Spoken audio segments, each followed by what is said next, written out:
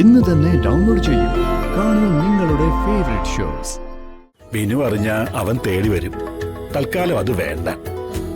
മാധവേട്ട, അന്നും ഇന്നും ചന്ദ്രികയ്ക്ക് മാധവേട്ടൻ പറയുന്നത് അവസാന വാക്ക്. പാലത്തിന് സമയായി.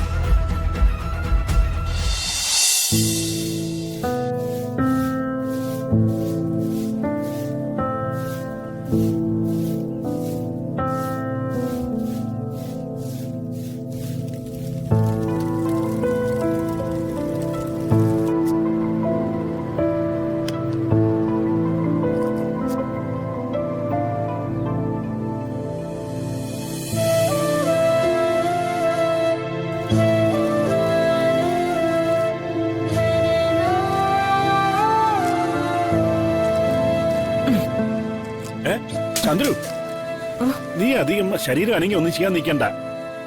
നീയും കൂടി അസുഖം ബാധിച്ച് കിടന്നു പോയാലേ ആകെ പെട്ടുപോകും. മാധവേട്ടന്റെ ചന്ദ്രുവിനിപ്പോ ഉറക്കം ഉണർന്നാൽ ഉടനെയുള്ള ആ തലകറക്കമൊന്നുമില്ല. പഴയതിലും നല്ല എനർജി തോന്നുന്നുണ്ട്. കാലം എന്തൊക്കെയോ മാറ്റം കൊണ്ടുവന്നിരിക്കുന്നു. ഈ മാറ്റം ഇപ്പോ എനിക്ക് ആസ്വദിക്കാൻ കഴിയുന്നുണ്ട്. ചിലപ്പോ ചില മാറ്റങ്ങൾ കാലത്തിന്റെ തീരുമാനമായേക്കാം. ചിലപ്പോ തോന്നും ഞാനും എന്റെ മാധവേട്ടനും എത്തിയിരിക്കുന്നത് ലോകത്തിലെ ഏറ്റവും സുന്ദരമായ സ്ഥലത്താണെന്ന്. സത്യമാ ചന്ദ്രു, പ്രണയത്തിന്റെ നിറങ്ങൾ അസ്തമിച്ച നമ്മുടെ ഹൃദയത്തിലേക്ക് പുതിയ നിറങ്ങൾ എത്തിപ്പെട്ടതുപോലെ. ഇങ്ങനൊരു മാറ്റം കുറച്ചു മുമ്പേ ആകാമായിരുന്നു എന്ന് തോന്നുന്നു. അല്ല മാധവേട്ട, ഉത്തരവാദിത്തങ്ങൾ ഒഴിച്ചിട്ട് വേണം ഇറങ്ങാൻ. ഇതാണ് സമയം. മക്കൾക്ക് ഭാരമായി എന്ന് തോന്നുമ്പോ പടിയിറങ്ങുന്നതാണ് ഉചിതം. വയസ്സാം കാലത്ത് ഭാര്യയും ഭർത്താവും പരസ്പരം താങ്ങും തണലും ആകേണ്ട സമയ. ആ സമയത്തും മക്കൾക്ക് അവരെ കൊണ്ട് എന്തു പ്രയോജനം ഉണ്ടാക്കാൻ പറ്റും എന്ന ചിന്തയാ. തന്തയ്ക്കോ തള്ളയ്ക്കോ അല്പം ആരോഗ്യം ഉണ്ടെങ്കിൽ ആദ്യം വീട്ടുജോലിക്കാരെ ഒഴിവാക്കും. നമ്മുടെ മനോജ് ചെയ്തതുപോലെ. വേണ്ട ചന്ദ്രു, പഴയതൊന്നും ഇനി ഓർമ്മിച്ച് സങ്കടപ്പെടണ്ട. സങ്കടപ്പെടാനൊന്നും ഇനി മാധവനും ചന്ദ്രികയ്ക്കും സൗകര്യമില്ല. വയസ്സായവരിനി മാധവന്റെയും ചന്ദ്രികയുടെയും ജീവിതം കണ്ടുപഠിക്കട്ടെ. മാധവന്റെയും ചന്ദ്രികയുടെയും പ്രണയം കണ്ടുപഠിച്ചവരൊക്കെ ഇപ്പൊ ഇതുപോലെ വഴിയാധാരമായിട്ടുണ്ടാവും. ചന്ദ്രു, നീ എന്നും പൂക്കുന്ന മുല്ലയെ കണ്ടിട്ടുണ്ടോ? നിത്യപുഷ്പിയായ മുല്ലേ. അതുപോലെയാ നമ്മുടെ പ്രണയവും. എന്നും പൂവിട്ട് സുഗന്ധം പരത്തി ഇങ്ങനെ നിൽക്കും. ചില പൊട്ടൻ സാഹിത്യകാരന്മാരൊക്കെ എഴുതി വെക്കാറുണ്ട്, വിട്ടുകൊടുക്കൽ ആ പ്രണയമെന്നൊക്കെ. വെറുതെയാ. ഏത് കഷ്ടപ്പാടുകളിലും വിട്ടുപോകാതിരിക്കലും വിട്ടുകൊടുക്കാതിരിക്കലുമാണ് പ്രണയം. മതി മതി സാഹിത്യം. ഇതൊക്കെ കേട്ടാലേ ഒരിക്കൽ കൂടി ഒളിച്ചോടിയാലോ എന്ന് തോന്നും. ആ ചന്ദ്രു, ഒരു കാര്യം പറയാൻ മറന്നു. ഇന്ന് മാർക്കറ്റിൽ വെച്ച് ഞാൻ നമ്മുടെ മീനാക്ഷിയെ കണ്ടു. എന്നിട്ട് മീനാക്ഷിയോട് സംസാരിച്ചോ? ഇല്ല. അവളാ എന്നെ കണ്ടത്. അച്ഛാന്ന് വിളിച്ചപ്പോഴാ ഞാൻ ശ്രദ്ധിച്ചത്. ഞാൻ അവളെ കാണാത്ത പോലെ അവിടുന്ന് ഒഴിഞ്ഞു മാറി ഇങ്ങു പോന്നു. പാവം, മീനാക്ഷിക്ക് സങ്കടായിട്ടുണ്ടാവും. വേണ്ട ചന്ദ്രു, ഇത് മാധവന്റെയും ചന്ദ്രികയുടെയും അജ്ഞാതവാസ സമയമാ. തൽക്കാലം നമ്മൾ ഇവിടെ ഉണ്ടെന്ന് ആരും അറിയണ്ട. വിനു അറിഞ്ഞ അവൻ തേടി വരും. തൽക്കാലം അത് വേണ്ട. മാധവേട്ട, അന്നും ഇന്നും ചന്ദ്രികയ്ക്ക് മാധവേട്ടൻ പറയുന്നത് അവസാന വാക്ക്. പാലത്തിന് സമയായി.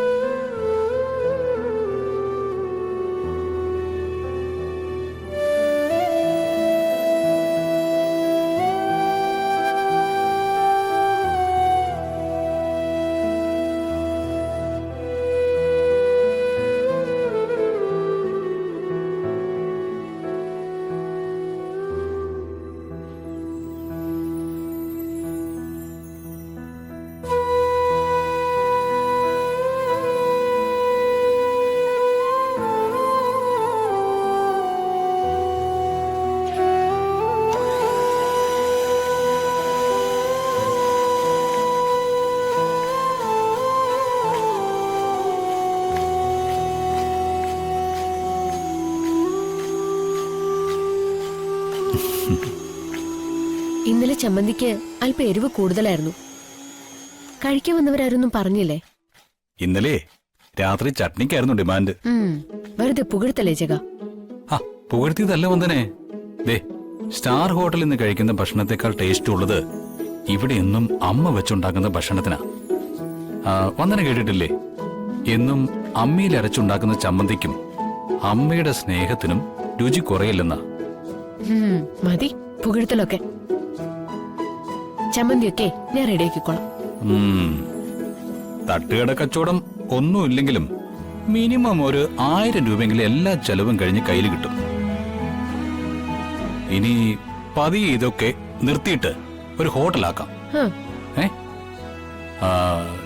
ഇന്നത്തെ കാലത്ത് നല്ല ഫുഡ് കൊടുത്താ ഹോട്ടലൊക്കെ നല്ല വരുമാനാ. ആദ്യം നല്ലൊരു കടയെടുക്കണം. കാർ പാർക്കിങ്ങിനുള്ള സൗകര്യം വേണം. എന്നാലേ ഈ കാലത്ത് ഹോട്ടലുകളിൽ ആളുകൾ കയറൂ. ഹോട്ടൽ വന്ദനം എങ്ങനെയുണ്ട് പേര്? പതിയെ പതിയെ ഹോട്ടൽ വളരുന്നു, ബ്രാഞ്ചുകൾ കൂടുന്നു. വന്ദനം ഫുഡ്സിന് എല്ലാ ജില്ലകളിലും ബ്രാഞ്ചുകൾ തുറക്കുന്നു. അങ്ങനെ എന്നിട്ട് ഒരു ഇന്റർനാഷണൽ ബ്രാൻഡായിട്ട് ഇത് മാറുന്നു. എങ്ങനെയുണ്ട്? കൊള്ളാം. വലിയ വലിയ സ്വപ്നങ്ങളാണല്ലോ ജഗന്. അല്ല, ജഗൻ അങ്ങനെ ചിന്തിക്കാൻ പറ്റൂ. അതിനുള്ള യോഗ്യത ജഗനുണ്ട്. ഞാൻ ജഗന്റെ ജീവിതത്തിലേക്ക് വന്നു കയറിയതാ ജഗനെ താഴേക്ക് പിടിച്ചു വലിച്ചത്. എന്താ വന്ദന ഇത്? വന്ദനെ, എന്റെ ജീവിതത്തിലേക്ക് വന്ന് കയറിയപ്പോ മുതല ഈ ജഗൻ ജീവിതം എന്താണെന്ന് അറിഞ്ഞു തുടങ്ങിയത്. ജീവിതമല്ല, ജീവിതത്തിന്റെ കയ്പ്. എന്താ വന്ദന നീ ഇങ്ങനെ? ജഗന്റെ അച്ഛന് ജഗൻ ഇവിടെ നിൽക്കുന്നത് അത്ര ഇഷ്ടപ്പെട്ടിട്ടില്ല. എനിക്കിപ്പോ അച്ഛമ്മയെ തനിച്ചാക്കി ജഗന്റെ വീട്ടിലേക്ക് വരാനും പറ്റാത്ത അവസ്ഥയാണ്.